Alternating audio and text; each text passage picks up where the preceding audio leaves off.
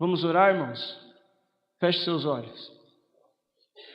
Senhor, ajuda-nos a entender a Tua palavra. Ajuda-nos a seguir a Tua orientação. Abra os nossos ouvidos, Senhor Deus. Rasgue o nosso coração, Pai. Para que o Senhor tome liberdade, tome força, ganhe vida dentro de nós. Para que vejamos o Senhor. Para que conheçamos mais e mais do Senhor. Para que entendamos e possamos perceber tudo aquilo que o Senhor tem para realizar nas nossas vidas, Pai. Fala conosco, Senhor. Em nome de Jesus. Amém. O nome dessa mensagem é Restauração das Ruínas. E aqui nós temos um cenário na história de Neemias. Quando começa o livro de Neemias, aqui no capítulo 1, nós temos um cenário que é o seguinte. Vamos, como sempre costumamos fazer, dar uma olhada no plano de fundo para entender o que está acontecendo aqui, para perceber o que é que o Senhor deseja falar conosco nessa noite.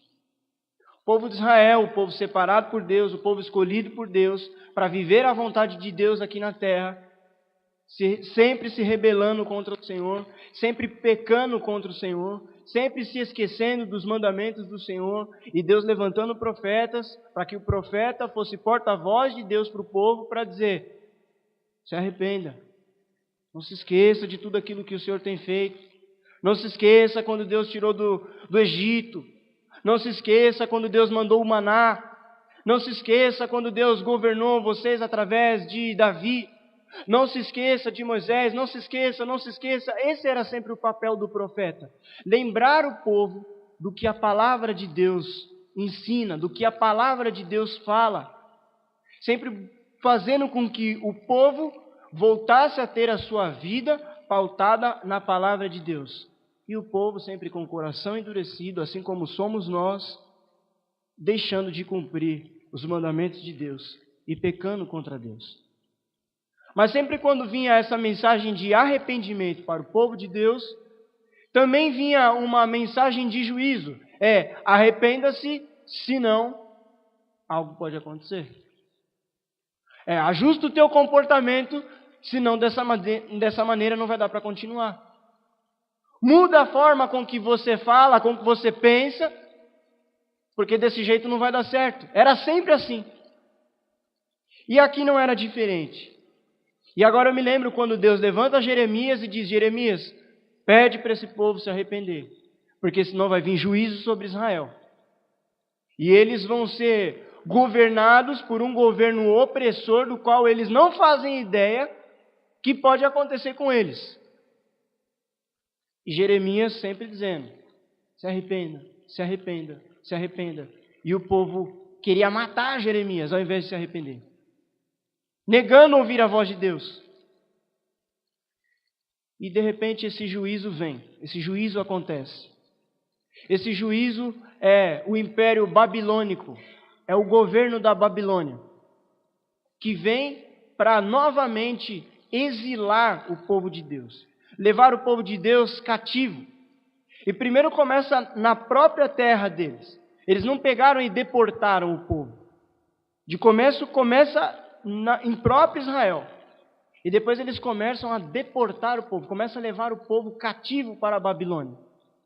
Mas não era simplesmente um governo opressor, no sentido de ser ditador e ser mandão sobre o povo. Eles passaram a destruir as coisas mais preciosas que o povo de Deus tinha.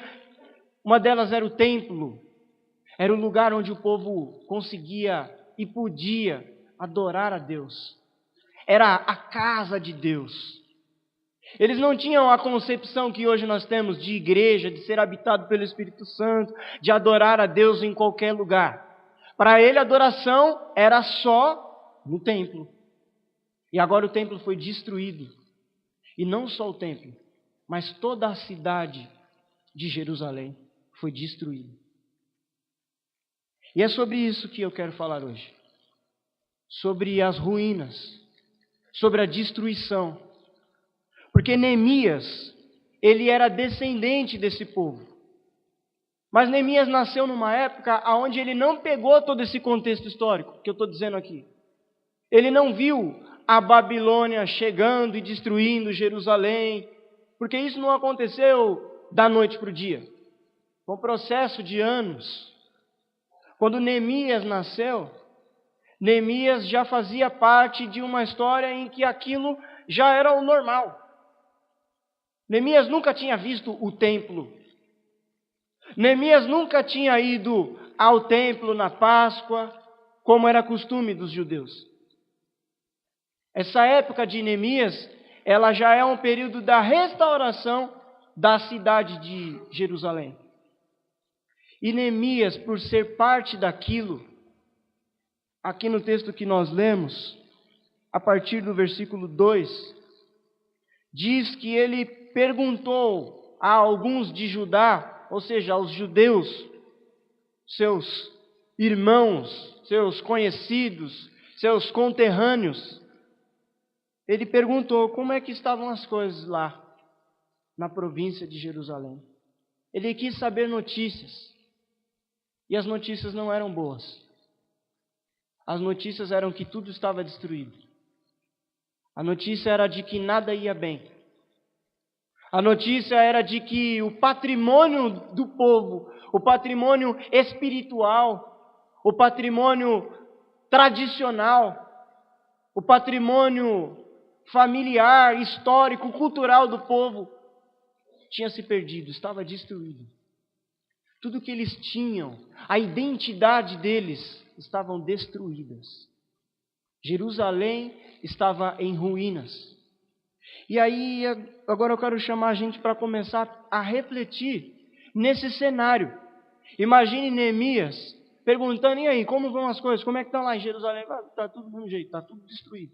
Pegou fogo, o templo foi destruído, o muro foi derrubado. Deus não levanta mais profeta com tanta frequência. Nós estamos perdidos, nós estamos entristecidos, Neemias. E eu te convido a refletir, o que é que você faz quando você encontra as ruínas? Quando eu digo ruínas, nesse caso aqui nós temos tijolo, pedra, casas destruídas, muro destruído. Mas agora eu quero que você entenda que a mensagem dessa noite diz respeito à nossa vida espiritual, à nossa vida relacional. A ruína hoje pode ser o seu trabalho, a ruína hoje pode ser o seu casamento, a ruína hoje pode ser o seu relacionamento, pode ser sua vida financeira, pode ser os seus planos. Pode ser que você esteja como Neemias, diante de um cenário de escombros. E o que você faz quando você olha para a sua vida e vê tudo destruído? Você tem duas opções. A primeira delas é olhar para aquele monte de entulho e pensar, acabou. Ora, o que se faz com o entulho? Que proveito se tem com o entulho? Talvez o Edmar possa dizer alguma coisa para nós, porque é a área que ele trabalha. E ele diz, não, tem jeito sim, dá para reaproveitar.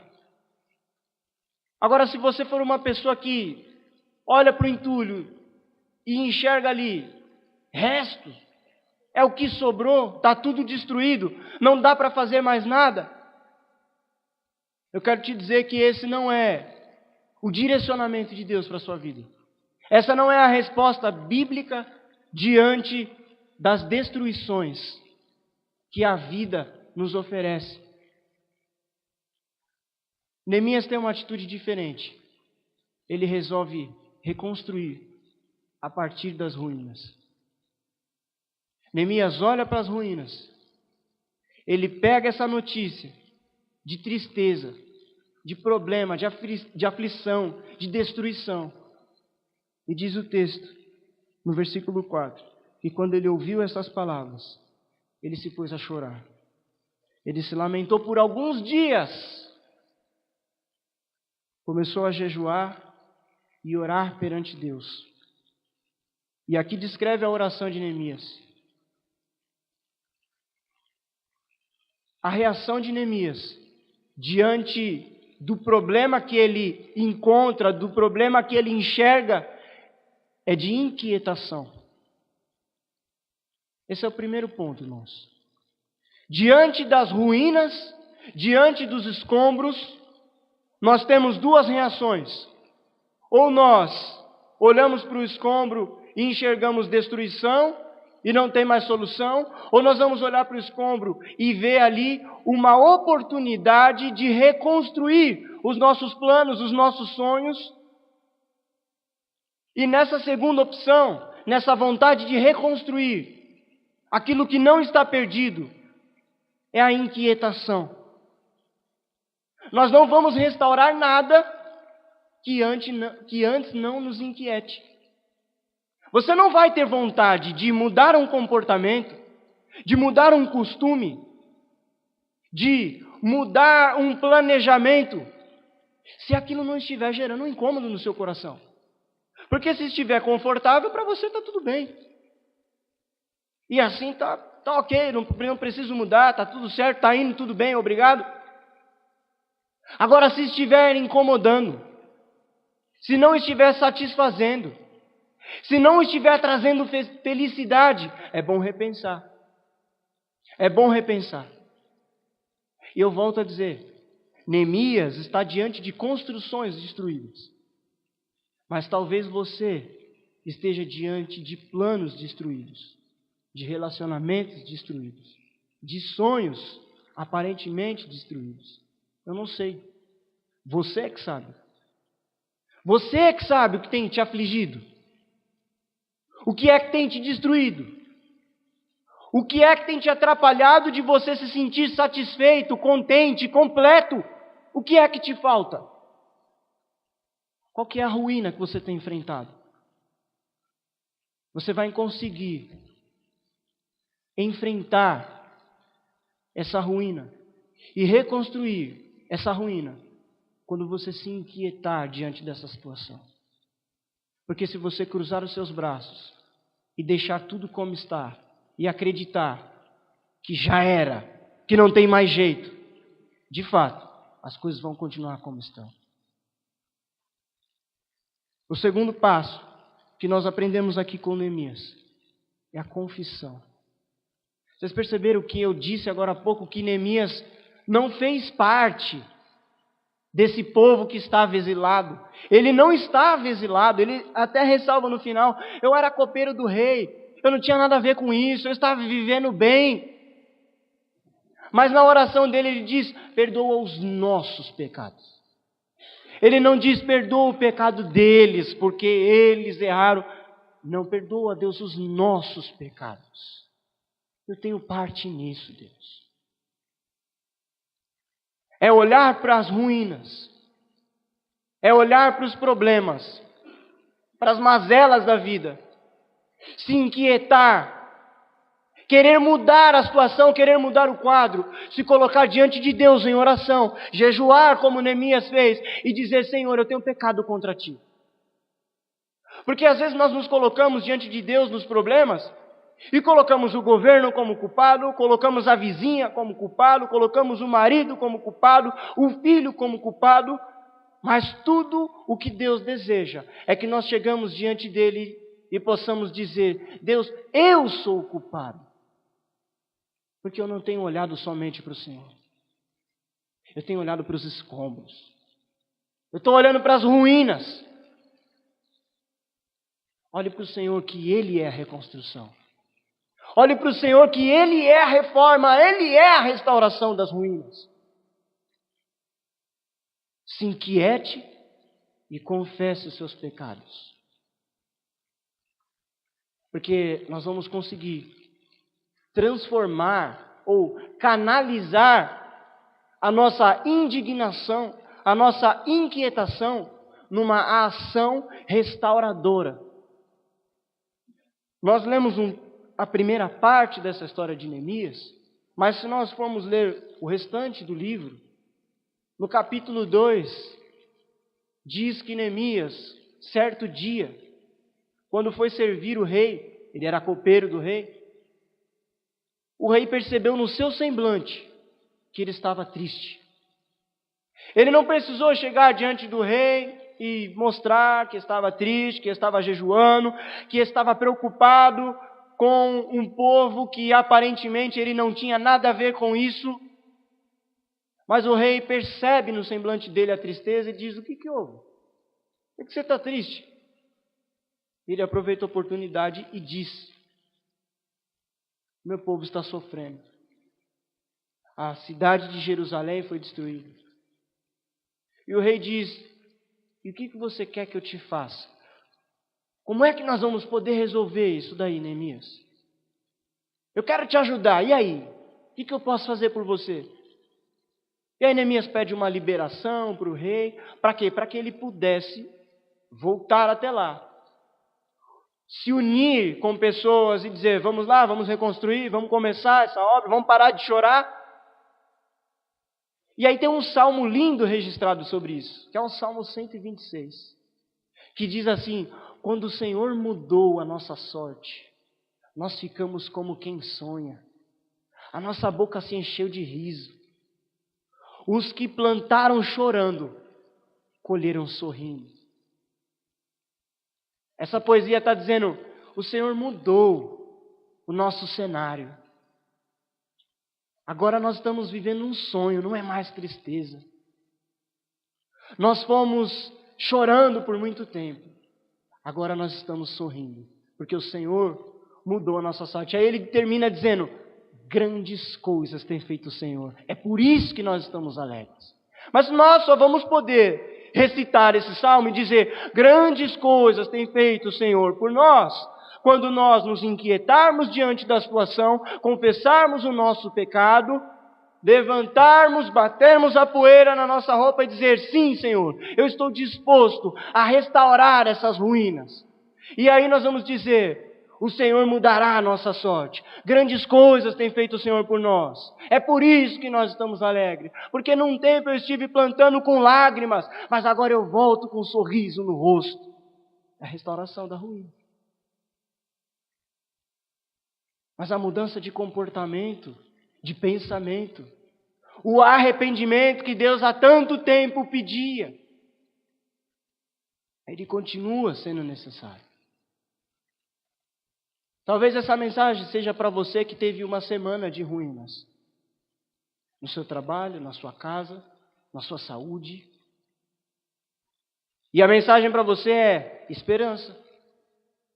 Tenha esperança. Pegue essa verdade e viva.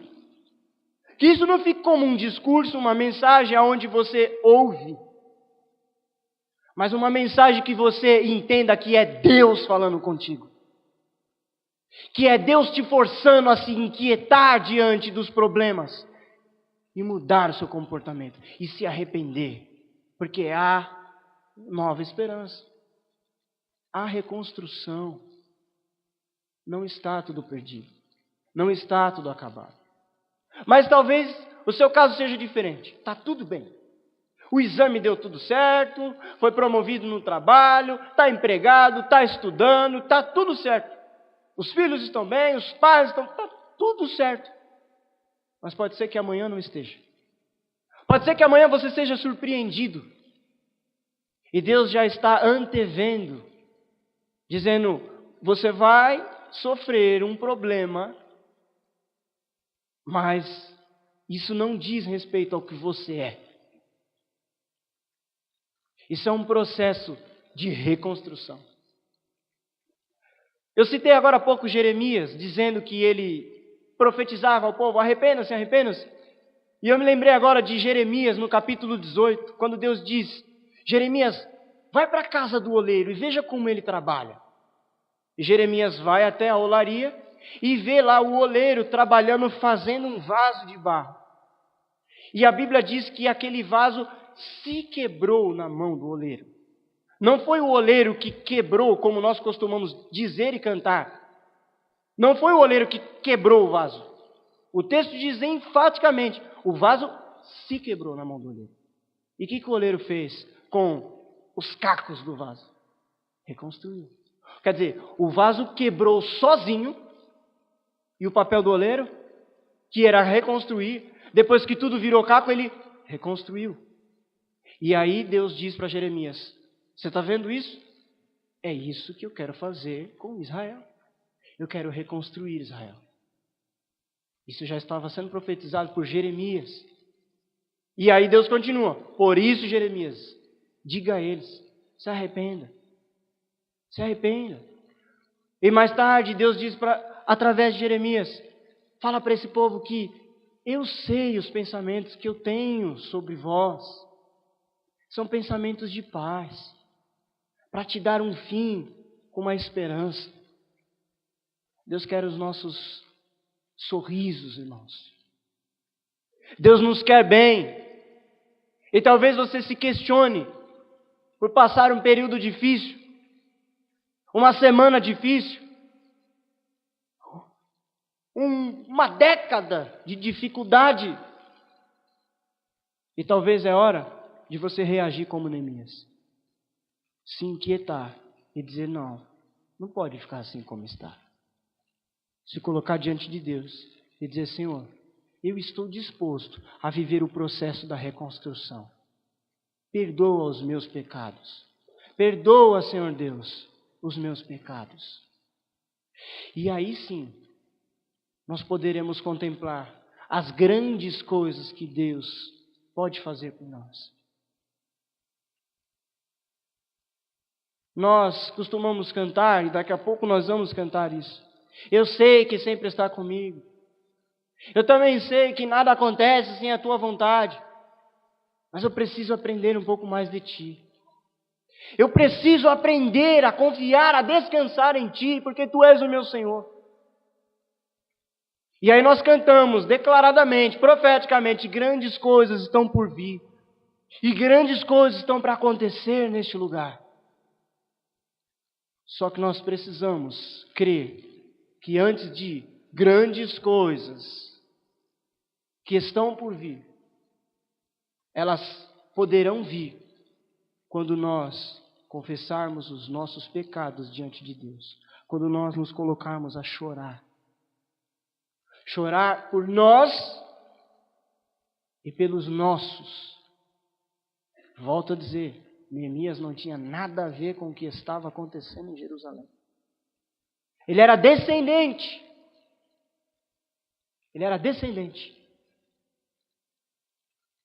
E aí nós podemos pensar num cenário político do nosso país,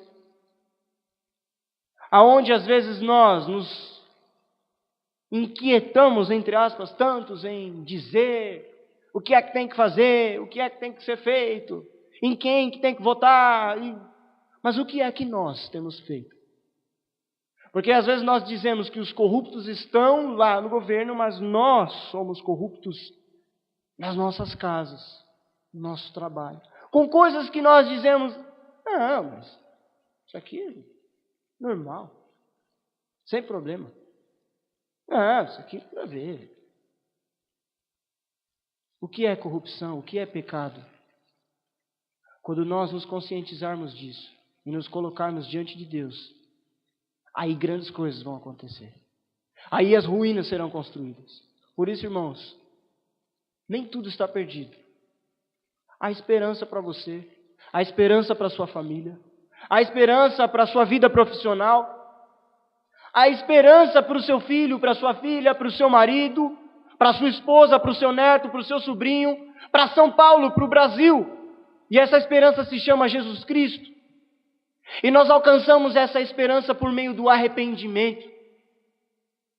Só conhecemos Cristo quando nos colocamos diante dele, pedindo perdão pelos nossos pecados e reconhecendo Ele como o Senhor, restaurador de todas as coisas. E para finalizar, eu queria dizer que Deus pode e Ele quer restaurar as nossas vidas. Deus pode, porque Ele é todo-poderoso, e Ele quer. Eu queria convidar aqui na frente o grupo de louvor, para que nós fechássemos esse momento de reflexão, louvando a Deus. Louvando a Deus com o coração, tendo esse entendimento. Não cumprir isso como só mais um momento da liturgia, mas como uma oração mesmo, confessando os pecados diante de Deus, para que grandes coisas aconteçam em nosso meio, para que grandes coisas aconteçam na Vila Eutália, em São Paulo, no Brasil, nos nossos corações. Que essa possa ser a mensagem que venha trazer uma nova razão para a nossa semana. Em nome de Jesus, irmãos. Se coloque de pé, igreja.